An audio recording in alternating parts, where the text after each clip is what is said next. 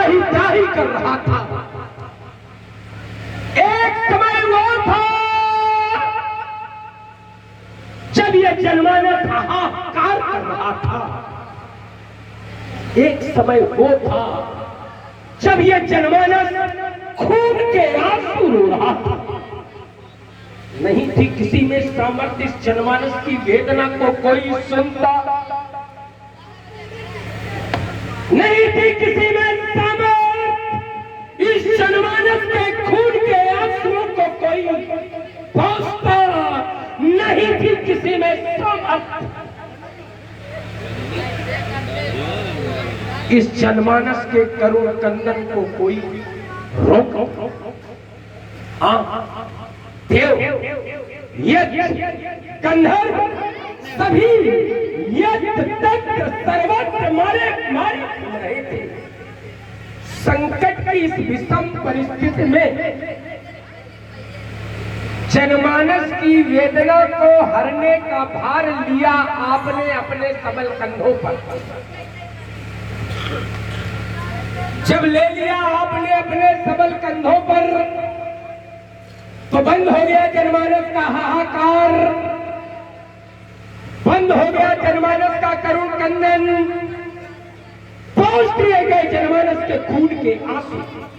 और आज इन्हें बरगदी पर चढ़ा दिया गया। क्या यही न्याय, क्या यही मानवता है? अरे मैंने तो सुना है ये मानवतावादी अपकार का भी बदला उपकार के रूप में देते हैं। तो एक परोपकारी को बदले में अपकार क्यों? ये प्रश्न चिन्ह है मानवता के ठेकेदारों पर, ये प्रश्न चिन्ह है मानवता का ढिंढोरा पीटने वालों पर, ये प्रश्न चिन्ह है मानवता की दुहाई देने। अब तो मैं कहने के लिए विवश हूं कि नए मकानों में चीजें पुरानी कौन रखता है? नया मकान बनवाया, पुराना सामान हटा। नए मकानों में चीजें पुरानी कौन लगता है? बड़े शहरों में परिंदों को पानी कौन लगता है? हम इन थामे खड़े गिरती हुई दीवार को वरना सलीके से बुजुर्गों की निशानी कौन लगता है? सलीके से बुजुर्गों की निशानी। लंका के सम्राट भट्ट विद्वान वेदज्ञ बाहुबली श्री रावण जी, जय श्री शंकर भगवान। आह बल बने बल सुमन सोलिप्राधीश महाकाल बाण, जय जय श्री महाकाल। सुमित समाज के अंतर्गत उपस्थित विज्ञ प्रविज्ञ सुविज्ञ गोविंद धीर मनीषी, सुना आपने श्रीमान जी का कथन। एक समय वो था जब मानवता त्राही त्राही कर रही, तो हमने विचार किया जीवन का कोई ऐसा कालखंड है जब समस्याएं न रही, समस्या और समाधान एक दूसरे के खोज पूरक थे। जब जब समस्या आई समाधान खोजे गए, और आपने कहा इनका हो गया निर्माण, समस्या का समाधान हो गया। तो फिर वर्तमान में समस्या क्यों? अगर समस्या का समाधान हो गया होता तो फिर समाधान क्यों खोजा जाता? पूर्व काल में समस्या का समाधान हो गया, संतुष्टि मिल गई, लेकिन वर्तमान की समस्या का क्या समाधान निकला? यदि वर्तमान की समस्या का समाधान निकला होता तो समाधान खोजने की आवश्यकता ही न होती। इसलिए श्रीमान जी उस कालखंड को इस कालखंड से जोड़ना उचित नहीं है। आपने बड़ी अच्छी बात रखी है, नए मकानों में चीजें पुरानी कौन रखता है? ये आवश्यक नहीं है कि मकान नया हो तो सब कुछ नया हो, कुछ नया भी हो कुछ पुराना भी हो, समन्वय अच्छा होगा। जैसे मनीषियों ने बताया कि क्या नया होना चाहिए, क्या पुराना होगा। शस्त्र वस्त्र भोजन भवन नारी सुखद नवीन, किंतु अन्न सेवक सचिव उत्तम है प्राचीन। कुछ पुराने भी उत्तम होते हैं। जैसे मंत्री तुम नया रखो अनुभवहीन होगा, राज्य को चौपट कर। इसलिए श्रीमान जी सब कुछ नया उचित नहीं है, इस पर भी विचार कर। बिल्कुल मैं कह रहा हूं सब कुछ नया उचित नहीं है, इस पर विचार करो। तो पुराने को नष्ट न कराया जाए, यही तो हमारी बात। पुराने को नष्ट न कराया जाए, यही हमारी बात थी। मैं आपके इस बात के पक्षधर हूं। एक बात कुत्ता कहां से आई राजा मिलेगा कि तुम्हारी बात का समर्थन कर रहा। एक बात। दूसरी बात, जो आपके द्वारा एक बात रखी गई,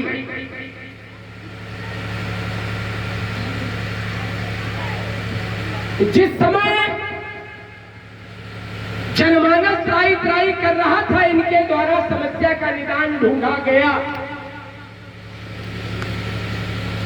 और आज भी समस्या कहीं खड़ी है, तो इनके द्वारा निदान क्यों नहीं ढूंढा जा रहा, एक आरोप लगाया गया। तो जिस समय वो समस्या उत्पन्न हुई थी,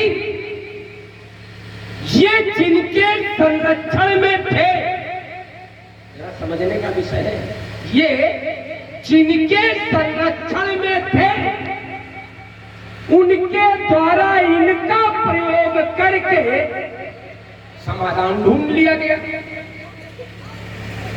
आज जो समस्या उत्पन्न हुई है और ये जिनके पास है, अगर वो उनका प्रयोग नहीं कर पा रहे तो इसमें त्रुटि इनकी है या जिनके पास है उनकी है। बात है, बड़ी अच्छी बात आई। आपने बड़ा अच्छा बिंदु रखा था कि तुमने नियम बताए। इस पुराने को सबको नहीं हटाना चाहिए, लेकिन नियमावली को आपने ध्यान से नहीं सुना। शस्त्र वस्त्र भोजन भवन, पहले समझो, शस्त्र नया होना चाहिए, शस्त्र अधिक पुराना उचित नहीं होता। चलो, इस नियमावली को यहीं जोड़ते हुए आपने बड़ा अच्छा एक प्रश्न चिन्ह लगाया, उस पर हम केवल चर्चा करें। केवल इतना समझ लीजिए कि जो वायु बादल को लाने में सक्षम है, वही वायु बादल को लौटाने में, जो वायु के वेग से बादल को लाते हैं, वही वायु बादल को वापस भी भेज देते हैं। इस विषय को समझो। पहले समस्या इन्हीं के माध्यम से उत्पन्न हुई है, समस्या सुलझाएंगे भी यही। इसलिए राजा जनक का जो प्रण है बड़ा उचित प्रण है, कहीं अन्य जाने की आवश्यकता नहीं है। इनके द्वारा ही समस्या उत्पन्न हुई। जैसे ही सीता ने धनुष को उठाया तो राजा जनक के हृदय में ये संकल्प जागा, कन्या वीर बालिका है, इसके अनुरूप पर होना चाहिए। तो अनुरूप पर खोजने का माध्यम अब इनसे अच्छा कुछ हो ही नहीं सकता। इसलिए राजा जनक का जो संकल्प है, हमें बड़ा उचित लगा। अब आपकी दृष्टि में अनुचित हो तो आप अपनी बात रखें। बढ़िया। समस्या इन्होंने ही उत्पन्न की है।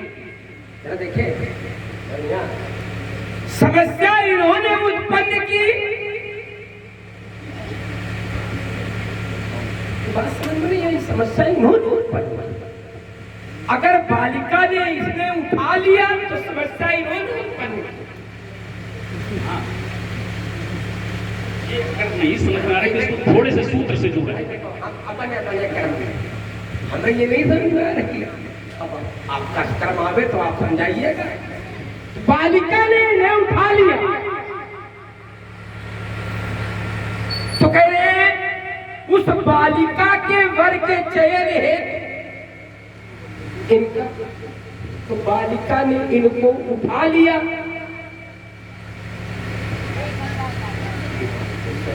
उठा लिया तो वीरता का प्रमाण पत्र यदि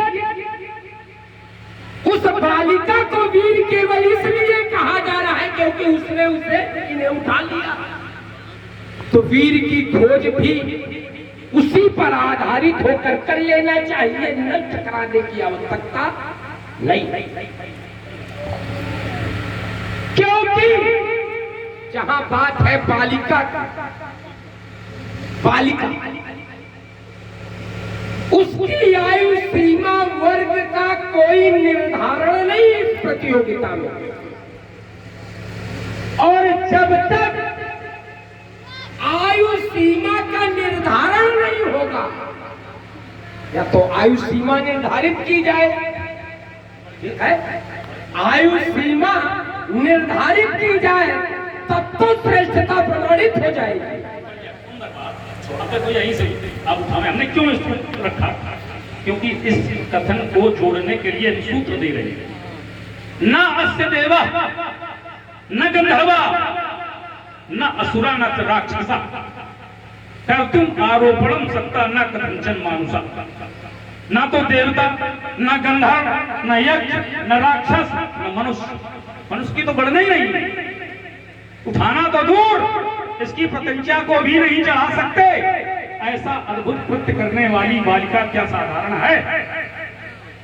जनक के मन में प्रश्न तो यही जगह है कि इस कृत्य को जब ये कोई कर नहीं सकते और इस बालिका ने कर दिखाया है, तो ये प्रमाणित हो चुका है कि ये कन्या साधारण नहीं है, साधारण है। इसे आयु से बांधा नहीं जा सकता, इसे किसी विशेष गुण से बांधा नहीं जा सकता। इसलिए इसके अनुरूप पर खोजने के लिए राजा जनक के पास दूसरा कोई साधन नहीं, क्योंकि इमे द्वे धनुषी श्रेष्ठ दिव्य लोकात् पूज्य।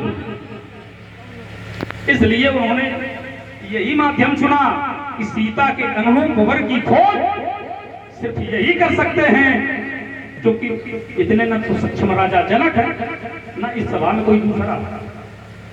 चलिए, जो सूत्र आपके द्वारा पढ़ा गया, पहले तो मैं हृदय से साधुवाद देता हूँ, धन्यवाद देता हूँ। कितना मजबूत सूत्र ला करके खड़ा किया। तो पढ़ो, ठीक, इसे कोई उठा नहीं सकता है। बस जब इसे न कोई देवता, न गंधर्व, न यक्ष, न मानव, न कोई दानव, जब इसे उठा नहीं सकता है, तो फिर तोड़वाने की आवश्यकता क्या? फिर तो निर्धारण उठाने से ही होना चाहिए, क्योंकि अब तक जितने भी वीरता के प्रमाण पत्र मिले, मैं सूत्र दे रहा हूं, जितने भी वीरता के प्रमाण पत्र मिले वो उठाने से मिले, वो उठाने से मिले। तुम्हें सके उठाए सरासुर, सरासुर, सरासुर, सर असुर, बड़ासुर, सरासुर, सके उठाए सरासुर मेरु, सुमेरु पर्वत के उठाने से तुम्हें वीरता का प्रमाण पत्र मिला। हमें कौत कही कैलाश पुण्य लीने सिखाए उठाए, हमें भी वीरता का प्रमाण पत्र मनोतोल पर, हमें भी वीरता का प्रमाण पत्र कैलाश पर्वत के उठाने से ही। तो फिर उस वीर कन्या के वर के चयन के लिए जो ऐसा धनुष है जिसे न कोई देव उठा सकता है, ये मेरा कथन नहीं है आपका, न कोई देव उठा सकता है, न यक्ष उठा सकता है, न गंधर्व उठा सकता है, न दानव उठा सकता है और न मानव उठा सकता है, तो फिर तोड़वाने की आवश्यकता क्यों? देखो, यहीं से सीधा सा उत्तर जुड़ा हुआ। आपने जो भी उदाहरण दिए, ये सामान्य वीरता के प्रमाण पत्र, ये श्रेष्ठता के प्रमाण पत्र हैं, श्रेष्ठतम के नहीं है। श्रेष्ठ के हैं, सर्वश्रेष्ठ के नहीं। और राजा जनक को श्रेष्ठ की आवश्यकता नहीं है, राजा जनक को श्रेष्ठतम की आवश्यकता, सर्वश्रेष्ठ की आवश्यकता है। आपने दो उदाहरण दिए हैं, हम दो ही उदाहरण हम दे रहे हैं जहां विखंडन से महिमा प्राप्त हुई। विचार करें, महाराजा प्रियव्रत अगर इस धरती के टुकड़े न किए होते तो प्रियव्रत को कौन जानता? ये सप्तद्वीप नौखंड आदि बनाया किसने? महाराजा प्रियव्रत का ये प्रताप है, जिनके माध्यम से इस धरती को 7 टुकड़ों में बांटा, 7 महाद्वीप बनाए गए। चलो ये छोड़ो, एक दूसरा उदाहरण दिया, क्रौंच पर्वत किसने तोड़ा? तो यह आवश्यक नहीं कि उठाने से ही श्रेष्ठता सिद्ध हो, कहीं उठाने से श्रेष्ठता सिद्ध होती है तो कहीं तोड़ने से श्रेष्ठता सिद्ध होती है। एक छोटा सा उदाहरण तो भक्तों के विवाद का, 2 भक्तों में श्रेष्ठता का विवाद छिड़ा, वो कहता मैं श्रेष्ठ हूं, दूसरा कहता मैं श्रेष्ठ हूं। तो धनुर्धर ने कहा कि मैं एक सेतु निर्माण कर रहा हूं सागर पर, ये तुम तोड़ सकते हो तो मैं तुम्हें श्रेष्ठ मान लूंगा। कह देते केवल तुम उठा के दिखा दो श्रेष्ठ मान ले, तो ये आवश्यक नहीं है कि हर जगह केवल उठाने से ही काम चले। इसलिए श्रीमान जी, सीता ने समस्या उत्पन्न की है उठाने से, तो सुलझेगी तोड़ने से। देखो ये जो उदाहरण दिया सेतु वाला, सेतु उठाने से तो सेतु उठाया नहीं जा सकता, सेतु तोड़े जा सकता है, सेतु नष्ट नहीं किए अपने कर्म। हाँ, हम लोग संतुलन न बिगाड़े। बात चाहे जितनी तीखी हो, सीधे वार छाती पर हो, लेकिन न हम तिल मिलाए न तुम तिल मिलाओ। इसीलिए तुम्हें लोग जानते हैं देवेंद्र के रूप, देवताओं के राजा। न जोड़ो तो अच्छा वैसे तो इस समय सर्वश्रेष्ठ है, सर्वश्रेष्ठ हमें नहीं बनी। हेलो, दोनों विद्वान का को उठाया नहीं जा सकता, तो क्या किया जा सकता है? नष्ट ही किया जाए तो बनाया जाए, या नष्ट किया जाए तो ही बात है। इसलिए तो भी उठाया जाएगा, ये कोई बात उचित नहीं होती। हाँ, बात इनके नष्ट करने की थी, तोड़ने की थी। ये क्या है? तो ये आपने बताया था, हमने ये भी नहीं बताया था कि इमय द्वे धनुषी श्रेष्ठ है। क्या है? पर द्वे धनुषी श्रेष्ठ है, दिव्य लोकादि पूज्यते। दिव्य है और लोक में पूज्य है, तो जो लोक में पूज्य हो उसे नष्ट कराया। बात ये है हमारी, जो दिव्य है उसे नष्ट कराया जा रहा है, जो श्रेष्ठ है उसे नष्ट कराया जा रहा है। अपने निजी स्वार्थ में इतने अंधे न हो जाएं, इतने अंधे न हो जाएं कि जो लोक का पूज्य है, लोक का पूज्य है, उसे नष्ट करा दिया जाए। हम यहीं से उत्तर करने वाली बोलेंगे। भगवान विष्णु क्या लोक पूज्य नहीं है, लोक वंदित नहीं है? लेकिन जब हयग्रीव के वध की आवश्यकता पड़ी तो उनकी भी गर्दन कटवा दी गई। क्यों? विचार करो, जो जितने बड़े प्रतिष्ठित पद पर होता है उसका त्याग उतना ही बड़ा होना चाहिए। ये श्रेष्ठ हैं, इसलिए तुड़वाए जा रहे हैं, इनकी तरफ से कोई विरोध नहीं है। भगवान विष्णु की गर्दन कटी, देवताओं ने शोक प्रकट किया, लेकिन उन्होंने कहा ना, शोक मत करो, ये मेरी इच्छा से हुआ है, क्योंकि हयग्रीव को वरदान है, जो स्वयं हयग्रीव बने वही मेरा वध करे, तो मुझे हयग्रीव बनने के लिए गर्दन कटवानी है। बस तुम निमित्त बन गए हो, तुम शोक मत करो। तो जब लोग पूज्य विष्णु की गर्दन काटी जा सकती है, तो धनुष तो बहुत छोटा उसके आगे, जिस केवल श्रेष्ठ है वो सर्वश्रेष्ठ है। विष्णु की गर्दन काटी गई या कटवाई गई, पहले दो बात नहीं। अभी देखिए वही हम कहीं और नहीं जा रहे, जो आपने उदाहरण रखा है मैं वही चोट करने जा रहा हूँ। एकदम आधे लोग तो है गुरु की यात्रा नहीं कर पाएंगे महाराज, क्योंकि अवतारों में नहीं जोड़ा गया है गुरु।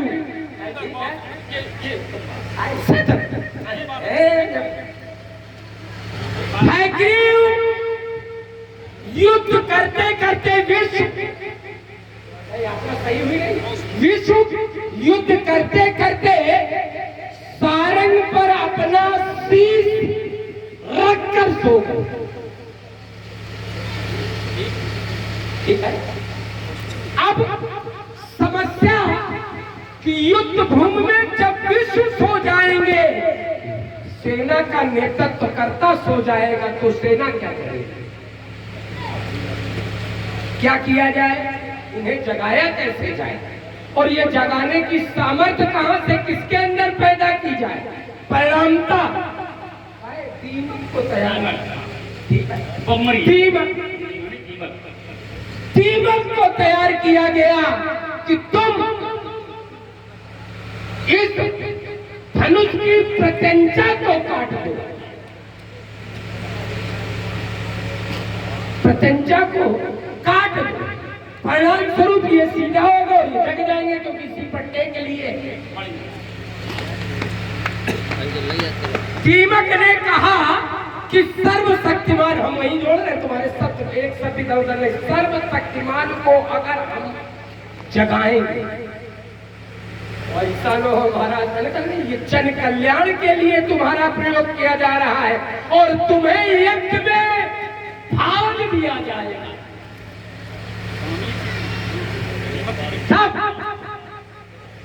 दीमक तैयार हुई, उसका प्रत्यंचा उसकी काटी गई। जैसे ही डोरी काटी गई, एक डोरी का चक्कर लगा और विश्व का शीश। तो ये समाज कल्याण के लिए, आप सीधे जोड़ रहे हैं विषय को, वो क्या था? समाज कल्याण। और ये क्या है? खुद का कल्याण। तो लोग, आज के राजा लोग, आज के नेतृत्व करता लोग अपने स्वार्थ की पूर्ति के लिए, अपने स्वार्थ की पूर्ति के लिए उदाहरण, ऐसे समाज कल्याण के उदाहरण प्रस्तुत करते हैं। यहाँ बुद्धि के परिग्रहण संस्कार के लिए लोग बुद्धि को खंडित कराया जा रहा है और वहाँ विश्व कल्याण के लिए अंतर है। यहीं से देखो हम जोड़ रहे, तुमने बड़ी अच्छी एक बात जोड़ी थी, गर्दन काटी नहीं गई, कटवाई गई। अच्छा बताओ, धनुष क्या राजा जनक तोड़ रहे हैं कि तोड़वा रहे हैं? हम आप यही की बात का उत्तर कर रहे हैं। भाई राजा जनक धनुष तोड़ नहीं रहे, तोड़वा रहे, फिर वो अपराधी क्यों? इसलिए हर बात को उसी धरातल पर जोड़ो। बड़ी अच्छी आपकी बात हमें लगी और हृदय से साधुवाद है कि हयग्रीव भगवान के 14 अवतारों में, और एक बात बड़ी अच्छी आपने रखी, वो जन कल्याण के, अर्थात जन कल्याण के लिए विष्णु की गर्दन कटी और धनुष टूट रहा है स्वार्थ के लिए। बेटी का विवाह क्या है, इसकी व्यापकता को जानते हैं आप? ये सृष्टि यज्ञ है। क्या सृष्टि यज्ञ स्वार्थ है? अगर सब अपनी बेटी का पाणी ग्रहण संस्कार बंद कर देंगे, क्या सृष्टि चलेगी? इसलिए बेटी के विवाह को सृष्टि यज्ञ से जोड़ा गया है। जब सृष्टि यज्ञ व्यक्तिगत नहीं है तो फिर स्वार्थ कैसा? इसलिए श्रीमान जी इस तथ्य को स्वार्थ कहना उचित नहीं है। राजा जनक अपनी सुविधा के लिए प्रयोग करते, तो स्वार्थ कह देते हैं, उचित मान लीजिए। हम तुम्हारी बात का अनुमोदन करते हैं, बल्कि हम तुम्हारे साथ खड़े होकर खुद जनक का विरोध करते। पुत्री का पाणी ग्रहण संस्कार सृष्टि यज्ञ है, ना पिता का नैतिक कर्तव्य। सृष्टि यज्ञ ये बड़ी है, नैतिक जो है, नैतिक कर्तव्य। नैतिक है तो फिर स्वार्थ नहीं है। आप समझो, नैतिक यही तो बात है कि लोग अपने कर्तव्य को ही परोपकार मान बैठे। अगर किसी बुजुर्ग, कोई व्यक्ति किसी बुजुर्ग की सेवा कर रहा है, किसी आहत की सेवा कर रहा है, तो समझता परोपकार करना ये उसका नैतिक कर्तव्य है कि कोई व्यक्ति आहत है तो हम उसकी सेवा करें, ये परोपकार नहीं। क्योंकि जिस समय परोपकार की अंतर है, लोग अपने कर्तव्य को ही परोपकार समझने लगे। पिता की यदि पुत्र सेवा कर रहा है तो समझ रहा है कि हम बुजुर्ग की सेवा कर परोपकार कर रहे हैं। ये परोपकार नहीं, ये उसका नैतिक कर्तव्य है। पिता की सेवा करना ये उसका नैतिक कर्तव्य है। पुत्र का भरण पोषण करना ये पिता का नैतिक कर्तव्य है। पुत्री का पाणी ग्रहण संस्कार करना तथा पुत्र का पाणी ग्रहण संस्कार करना ये उस पिता का नैतिक कर्तव्य है। तो यो राजा जनक अपन नैतिक कर्तव्य कर रहे हैं, समाज कल्याण नहीं कर रहे। समाज कल्याण के लिए ये थे राजा जनक रहे, हम निकल के क्षत्रिय रहे, छात्र धर्म का पालन करते, कहीं निकल के समरांगण में जब रावण के अत्याचार की आंधी विश्व में धर्म को पदच्युत कर रही थी, कहूं निकल के कहूं आवत, खाना नहीं फाटो घर में घुसे बैठ रहे। अब बता रहे हो समाज कल्याण, अच्छा गिर पड़े तो हरिगन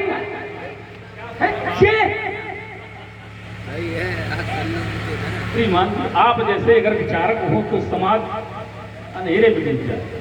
विचार कर, राजा जनक शांति के उपासक हैं, क्रांति के नहीं है। जो क्रांति का उपासक हो उसे आप ये उपदेश दिया करें। पहली बात आपने कहा ये नैतिक कर्तव्य है, क्या नैतिकता परोपकार से हटके है? ना, नैतिकता परोपकार से हटकर नहीं है। विचार करें आप, केवल आप कर्तव्य का पालन करते रहें तब भी परोपकार होता रहेगा। परोपकार करने की भी आवश्यकता नहीं है, केवल आप इतना ही सोच लें कि हम किसी का अहित नहीं करेंगे तो भी परोपकार होगा। इसलिए श्रीमान जी जहां नैतिक शब्द जुड़ जाए और फिर उसका विरोध हो आपके द्वारा, आप ने प्रमाणित कर दिया कि राजा जनक का नैतिक कर्तव्य, चलो कर्तव्य जब नैतिक है तो विरोध क्यों? तो फिर तुम्हें स्वीकार कर लेना चाहिए। क्या बात साधुआ, नैतिक है तो विरोध क्यों? नैतिक कर्तव्य का पालन करते हुए विश्व पूज्य को नष्ट कराना, अपने कर्तव्य के लिए विश्व पूज्य की हत्या ये अनुचित है। विषय तो ये है। एक बात आपने बड़ा जोर दिया कि नैतिक कर्तव्य ही परोपकार है। नहीं, परोपकार की जब परिभाषा विद्वानों से पूछी गई तो बताया परेशान उपकारा परोपकारा कथते, परेशान उपकारा परोपकारा कथते, ये पुरुषा स्वहानि लाभयो चिंता न करता परेशान हितम। बस यही से उत्तर कर रहे हैं। देखना हम अधिक नहीं बोलेंगे। नैतिक शिक्षा में पाठ पढ़ाया जाता है बालक पढ़ते हुए, क्या नैतिक शिक्षा में दधीच का पाठ नहीं पढ़ाया जाता? विचार करें, क्या नैतिकता परोपकार की शिक्षा नहीं देती? हमने इसीलिए कहा था नैतिकता से हटकर परोपकार नहीं हो सकता। और नैतिक शिक्षा में जितने उदाहरण होंगे, कहीं राजा श्री का होगा तो कहीं राजा हरिश्चंद्र का पाठ होगा तो कहीं आपका दधीच का होगा। इसलिए नैतिक शिक्षा को परोपकार से हटाकर देखना ये शिक्षा नहीं है, शिक्षा है। इसलिए हमने कहा था इसको आप भिन्न मत रखिए। नैतिक शिक्षा में तो तमाम अन्य लोगों के भी उदाहरण होंगे जिन्हें परोपकार की खोज में नहीं रखा गया होगा। डाकू खड़क सिंह का भी उदाहरण होगा, नैतिक शिक्षा में ही है। बिल्कुल है। तो क्या वो परोपकारी नहीं है? ठीक है, देश पर मिटे क्या परोपकारी नहीं है? जो देश की सुरक्षा में मिट जाए, जो देश की रक्षा में मिट जाए, क्या वो परोपकारी नहीं है? उससे बड़ा कोई नहीं। बात है कि थोड़ा सा यहाँ परोपकार की परिभाषा में भिन्नता हो गई। जहाँ इनको कहीं नहीं रखा गया परोपकारी किसे किसे कहा गया, सिर्फ दधीच हरिचंद्र नरेशा सहे धर्म हित कोट कलेसा, इन्होंने धर्म के लिए कष्ट तो सहे, धर्म के लिए इन्होंने कष्ट तो सहे। परिभाषा परोपकार की कहाँ आई? ये परोपकारी किसको किसको कहा गया? इसको प्रमाणित किया महात्मा जी ने।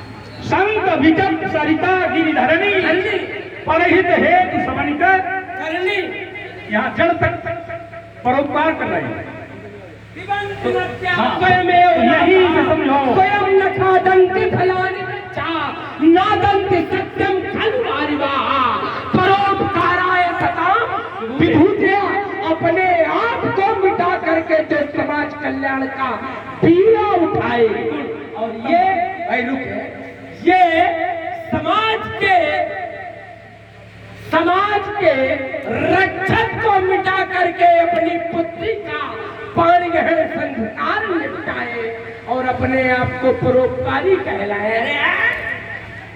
यह तुम लोगों ने मना लिया परोपकारी परोपकारी, क्या करोगे? टूटेगा चाप यदि महाराज मिथिला में तो त्रिभुवन का रूप में जाएगा, ये फंसेगा उत्तराखंड और सिंध में बात आ जाएगा। चंडी ने खप्पर में साजे ना जाए तुम्हारे बांध पे तुम्हें का भाग फूट जाएगा। ये चंदा मेरी तो शत्रुओं के रक्त का पितृ को जाएगा पाएगा ठिकाना नहीं, यह बिंद फूट कर सुबह टूट जाएगा।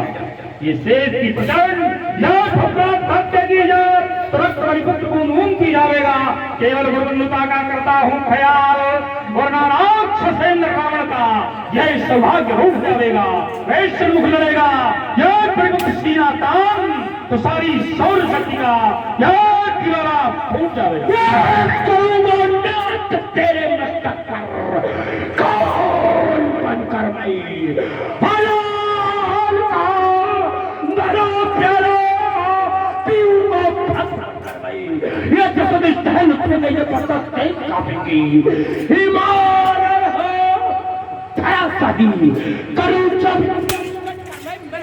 की शक्ति अलौकिक आई। पलट भान भूतल पर करूंगा